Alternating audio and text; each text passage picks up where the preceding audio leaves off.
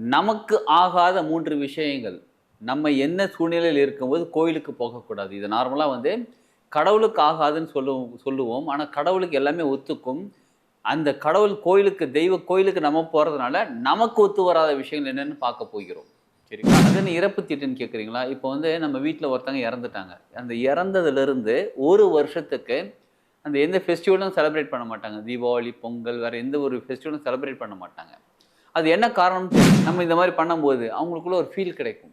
என்னடா இது அப்படின்னு ஒரு ஃபீல் கிடைக்கும். அந்த அந்த எனர்ஜி லெவல் எவரிதிங் எனர்ஜி தாங்க. அந்த எனர்ஜி லெவல் சக்தி நிலை பாருங்க, நம்ம வாழ்க்கையில சில மாற்றங்கள் ஏற்படுத்தும். இந்த மாரி பல விஷயங்கள் இருக்கு. அவங்க பெரியவங்க சொல்றத ஃபாலோ பண்ணிக்கோங்க. ஏன்னு கேட்கிறீங்களா? அதோட நிலை வேற மாரி.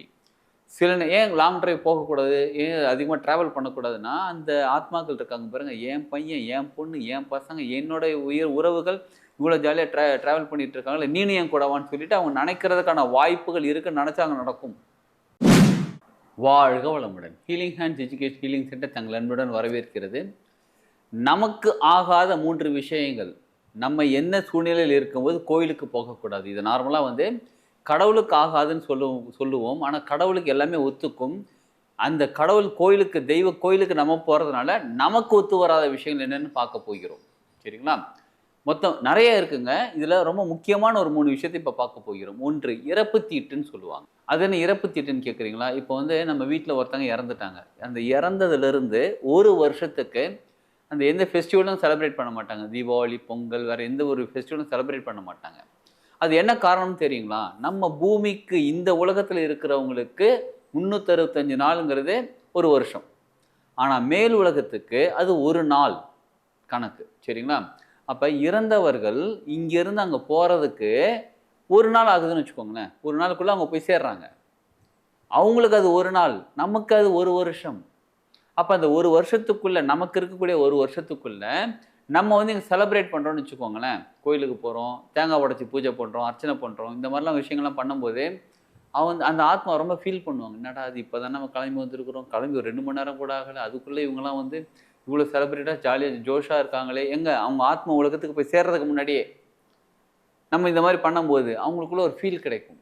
என்னடா இது அப்படின்னு ஒரு ஃபீல் கிடைக்கும். அந்த அந்த எனர்ஜி லெவல் எவரிதிங் எனர்ஜி தாங்க. அந்த எனர்ஜி லெவல் சக்தி நிலை பாருங்க, நம்ம வாழ்க்கையில சில மாற்றங்கள் ஏற்படுத்திவிடும். சரிங்களா?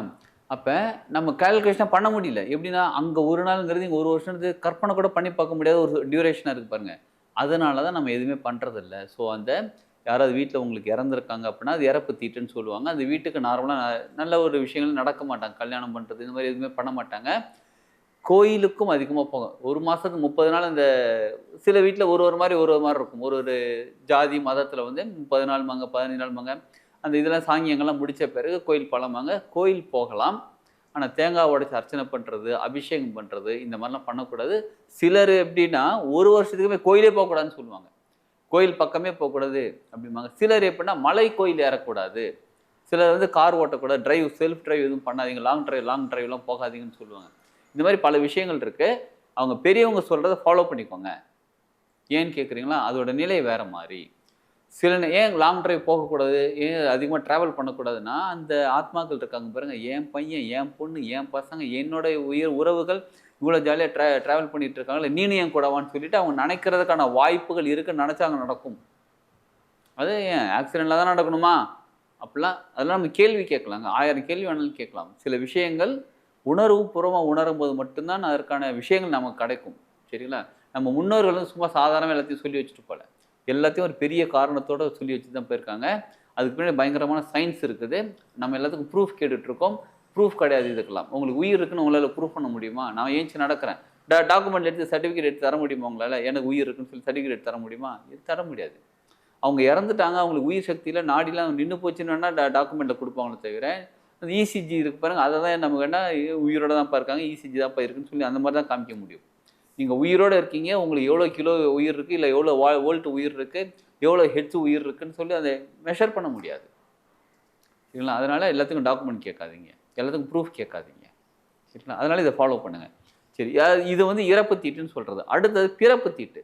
ஒரு வீட்ல ஒரு குழந்தை பிறகு சந்தோஷமான விஷயம் தானே! நல்ல விஷயம். ஆமாம். அந்த சந்தோஷமான விஷயத்துல அந்த தாய் இருக்காங்க பாருங்க. அந்த தாய்க்கு அந்த உதிரம் வெளில போயிட்டுருக்கும். சரிங்களா? அதுக்கு வந்து எல்லாமே கம்ப்ளீட் ஆகி இந்த ப்ராசஸ்லாம் கம்ப்ளீட் ஆன பிறகு அப்புறம் புண்ணியதானம்னு ஒன்று பண்ணுவாங்க. அன்றைக்கி பேர் வைக்கிறது, சிலர் வீட்டில் பேர் வைப்பாங்க, சிலர் புண்ணியதானத்தோடு அப்படியே நிறுத்திப்பாங்க. பேர் அப்புறமா இன்னொரு நாள் வச்சுக்கலாமாங்க, சிலர் 16 நாள்மாங்க, சிலர் 30 நாள்மாங்க. அது ஒருத்தருக்கு தகுந்த மாதிரி.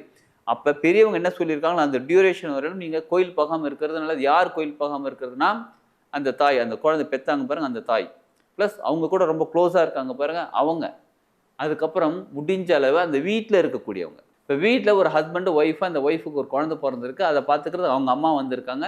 இப்போ அந்த வீட்டில் ஏற்கனவே இன்னொரு பெரிய குழந்தை இருக்காங்கன்னு வச்சுக்கோங்க. இந்த அம்மா, அந்த பிறந்த குழந்தையோட அம்மா, அந்த குழந்தை, அந்த வீட்டில் அந்த ஜென் இருக்க பாருங்க அப்பா, அவர், அந்த ஏற்கனவே ஒரு குழந்தை இருக்காங்க பாருங்க. இந்த 5 பேருமே கோயிலுக்கு போகாமல் இருக்கிறது ரொம்ப நல்லது. யாராவது வந்துட்டு போகிறாங்கன்னா அது ஓகே, அதை பற்றிலாம் இல்லை. இல்லை உங்கள் சொந்த தங்கச்சி, உங்கள் சொந்த அண்ணன், சொந்த தம்பி யாராவது பக்கத்து வீட்டில் இருக்காங்க, பக்கத்தில் அவங்க, அது வேற. இந்த வீட்டுக்குள்ளே இருக்கிறவங்க போகாமல் இருக்கிறது ரொம்ப ரொம்ப நல்லது. இது பிறப்பு தீட்டுன்னு சொல்லுவாங்க. சரி, அடுத்தது பெண்கள் மாதவிடை காலம் அந்த 5 நாள் சொல்லுவாங்க பார்த்தீங்களா, அந்த 5 நாளுமே கோயில் நார்மலாக எல்லோரும் கோயில் போகாமல் இருப்பாங்க எல்லாருமே. பட் சில சுச்சுவேஷனில் சிலர் சொல்லுவாங்க, பரவாயில்லைங்க தீட்டு 4 நாள் முடிஞ்சிருச்சு, 5ஆவது நாள் பரவாயில்லன்னு சொல்லி போவாங்க. அந்த மாதிரி போகாதீங்க.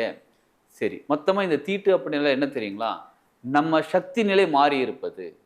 நமது உணர்வுகள் நம்ம உடலுக்குள்ள, நம்மளோட எனர்ஜி லெவலில் நம்ம ஆறாக்குள்ள சில சக்தி நிலைகள் மாறி இருப்பது தான். அந்த சக்தி நிலை மாற்றத்தோடு நம்ம கோயில் போகும்போது, எது இறப்பு தீட்டு, பிறப்பு தீட்டு, மாதவிடை தீட்டு எதுவாக இருந்தாலும் அந்த சக்தி நிலை மாற்றத்தோடு நம்ம கோயிலுக்கு போகும்போது, கோயிலில் இருக்கக்கூடிய சக்தி நிலை நமக்கு ஒத்து வராத மாற ஆரம்பிக்கும் போது அதுவே ஒரு தோஷமாக மாற ஆரம்பிக்கும். தோஷம்னா என்னது, ஏதோ சில தெரியல டேமேஜாக இருக்குப்பா, ஒன்றும் புரியல, ஏதோ ஒரு சம்திங் டிஃப்ரெண்ட், நான் எவ்வளோ முயற்சி பண்ணுறேன் நடக்க மாட்டேங்குது, சின்ன சின்ன விஷயம்தான், இப்படிலாம் தோஷம், இதெல்லாம் தோஷம்தான். சரிங்களா, இது வந்து பெரிய தோஷம்னா அப்படிலாம் ஒரு எடுத்துக்க வேணாம், சின்ன விஷயம்தான், நடக்காது, அவ்வளோதான். அப்போ எனர்ஜியில மாற்றம் இருக்கும்போது நம்ம உடல்நிலையில, நம்ம மனநிலை, நம்ம வாழ்க்கையில மாற்றம் ஏற்படும். அதனால இந்த தீட்டு இருக்க காலத்தில் யாரும் கோயில் போகாதீங்க. முக்கியமாக பெண்கள் மாதவிடை காலத்தில் அந்த வீட்டில் இருக்கக்கூடிய ஆண்களும் அந்த வீட்டில் இருக்கக்கூடிய மற்ற பெண்களுமே கோயில் போகாமல் இருப்பது நல்லது. அந்த காலத்தில் வந்து ஒரு மதம், ஒரு ஜாதியில் இருக்கிறவங்க என்ன பண்ணுவாங்க அப்படின்னு பார்த்தா, ஒரு தனியாக வீட்டில் வந்து பெட்ரூம் இருக்குது, கிச்சன் எல்லாமே இருந்தாலும் ஒரு ரூம் தனியாக கட்டி வச்சுருப்பாங்க. பெண்கள் மாதவிடை காலத்தில் அந்த ரூமில் மட்டும்தான் இருப்பாங்க, அந்த ரூமை விட்டு வெளியிலே வரமாட்டாங்க. அங்கேயே அட்டாச்சு பாத்ரூம் எல்லாமே கட்டி வச்சுருப்பாங்க. சரிங்களா, அந்த ரூமில் மட்டும்தான் இருப்பாங்க. மாதவிடை அந்த பீரியட்ஸ் முடிஞ்ச பிறகு தான் அந்த ரூமை விட்டே வெளியில் வருவாங்க. அவங்க படுக்கிறதுக்கு தனியாக தலகாணி, பாய் எல்லாமே இருக்கும், ட்ரெஸ்ஸுலேருந்து எல்லாமே தனியாக இருக்கும். அவங்க சமைக்க கூட வர மாட்டாங்க. அவங்க வேலைக்கு, அந்த காலத்தில் வேலைக்கும் போகலை, அப்படி வேலைக்கு போகிறது அது 5 நாள் வேலைக்கும் போக மாட்டாங்க. அப்படி இருந்த காலத்தில் அந்த வீட்டில் இருந்த ஆண்கள் வெளியில் போகிறது எல்லாமே பண்ணிட்டு இருந்தாங்க. சமையல ஆண்கள் தான் பண்ணுவாங்க நிறைய வீட்டில் அந்த மாதிரி நேரத்தில். ஆனால் இப்போ என்ன ஆயிடுச்சு, அந்த மாதிரிலாம் ஒரு கான்செப்ட்டுமே இல்லை. ஒரே பெட்டில் படுத்துங்கிறாங்க, ஒரே பாயில் படுத்துங்கிறாங்க. அதெல்லாம் நிறைய விஷயம் மாறி போச்சு. கேட்டால் வந்து சயின்ஸ் டெவலப் ஆகிடுச்சு. சயின்ஸ் டெவலப் ஆகும், நம்ம உடம்பு, அந்த எனர்ஜி லெவல், அந்த சக்தி நிலை, சயின்ஸ் டெவலப் ஆகிடுச்சுல. கோயிலுக்கு ஏன் போகிறீங்க, கோயிலுக்கு போகாதீங்க. சயின்ஸ் டெவலப் பண்ணி நான் கம்ப்யூட்டரில் ஏஐயில் எல்லாத்தையும் பார்த்துக்கிறேன், ஏன் கோயிலுக்கு போகிறீங்க? கோயில் இது கட்டுறாங்க, கட்டி வச்சுருக்காங்க. நம்ம அந்த சக்தி நிலையை உணர மாட்டேங்கிறோம். நம்ம உணர வேண்டிய அந்த சக்தி நிலை தான். அதனால் இதை ஃபாலோ பண்ணுங்கள். இதுவரையிலும் வாழ்க்கையில் பெருசாக நான் ஃபாலோ பண்ணலைங்க, அப்படி இருந்தாலும் பரவாயில்ல, இனிமே ஃபாலோ பண்ணுங்கள். உங்கள் வாழ்க்கையில் இருந்து நடந்த கஷ்டங்கள் இருக்குது பாருங்கள், கொஞ்சம் கொஞ்சமாக மாற ஆரம்பித்து உங்கள் வாழ்க்கை நிலை மாற ஆரம்பிக்கும். நீங்கள் வாழ்க்கையில் உயர ஆரம்பிப்பீங்க. எல்லாருக்கும் அதுதானே வாழ்ந்துகிட்டு இருக்கோம், வாழ்க்கை சூப்பராக உயரணும்னு தானே வாழ்ந்துட்டு இருக்கோம். அந்த நிலை உயர ஆரம்பிக்கும். சரிங்களா, இதை ஃபாலோ பண்ணுங்கள். இதை தவிர நிறைய தீட்டு இருக்குது, அதாவது எந்தெந்த நேரத்தில் கோயில் போகணும் நிறைய விஷயம் இருக்குது. அதுக்கு அப்புறமா அடுத்தடுத்த பதிவுகளில் பார்ப்போம். முக்கியமாக இதை முதல்ல ஃபாலோ பண்ணுங்கள். சரிங்களா, இதை ஃபாலோ பண்ணுங்கள். நம்ம வாழ்க்கையில் நிச்சயமாக ஏற்கனவே நடந்த விஷயங்கள் மறந்துடுங்க, விட்டுருங்க. அதை பற்றி கில்ட்டு ஃபீலாக ஒன்றும் தேவையில்லை, தூக்கி போட்டுட்டு இனிமேல் நம்ம ஃபாலோ பண்ணலாம்ப்பா அப்படின்னு சொல்லி ஃபாலோ பண்ண ஆரம்பிங்க. உங்கள் வாழ்க்கை சூப்பராக மலர ஆரம்பிக்கும், வளர ஆரம்பிக்கும். வாழ்க வளமுடன்.